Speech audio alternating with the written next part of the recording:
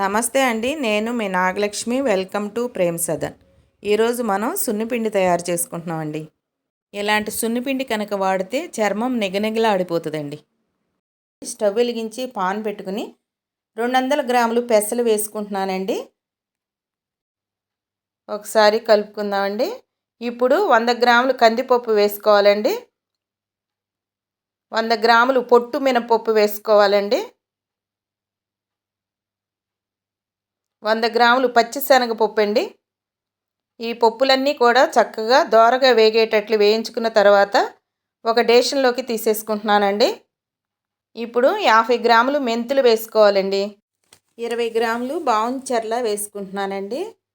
ఇక్కడ 20 గ్రాములు తుంగగడ్డలు వేసుకుంటున్నానండి. 20 గ్రాములు కస్తూరి పసుపు, 20 గ్రాములు గంధ ఖర్జూరాలు కూడా వేసుకుంటున్నానండి. 20 గ్రాములు వట్టివేర్లండి. ఇవన్నీ వట్టివేర్లని ముక్కలుగా కట్ చేసి వేసుకోవాలండి. ముంతాల్ మట్టి 100 గ్రాములు, గంధపు పొడి కొద్దిగా. ఇక్కడ నేను ఎండబెట్టిన కమలాకాయ తొక్కలు, సన్నజాజి పువ్వులు, గులాబీ రేకులు కూడా ఎండబెట్టి వేసుకుంటున్నానండి. ఇవన్నీ కలిపేసుకున్న తర్వాత మిక్సీ బౌల్లో కొద్ది కొద్దిగా వేసుకుని గ్రైండ్ చేసేసుకుని ఇలా జల్లెడ పట్టేసేసుకున్నానండి. నేను ఇక్కడ బియ్యం వేయటం మర్చిపోయానండి. అందుకనే పాన్ పెట్టుకుని 100 గ్రాములు బియ్యం తీసుకుని దోరగా వేయించి చల్లారిన తర్వాత మిక్సీ బౌల్లో వేసి మెత్తగా గ్రైండ్ చేసుకుంటున్నానండి. ఇలా గ్రైండ్ చేసుకున్న ఈ బియ్య పిండిని కూడా జల్లెట్లో వేసి జల్లించుకుంటున్నాను అనమాట.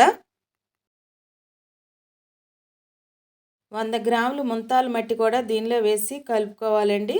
ముంతాల మట్టి, గంధపు పొడి కూడా తీసుకున్నాం కదా, అవి కూడా వేసేసి ఇప్పుడు కలుపుకుంటున్నాను.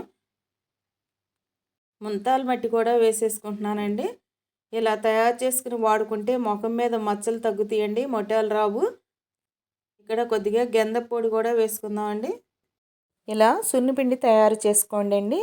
చిన్నపిల్లలు మాత్రం వాడకూడదండి.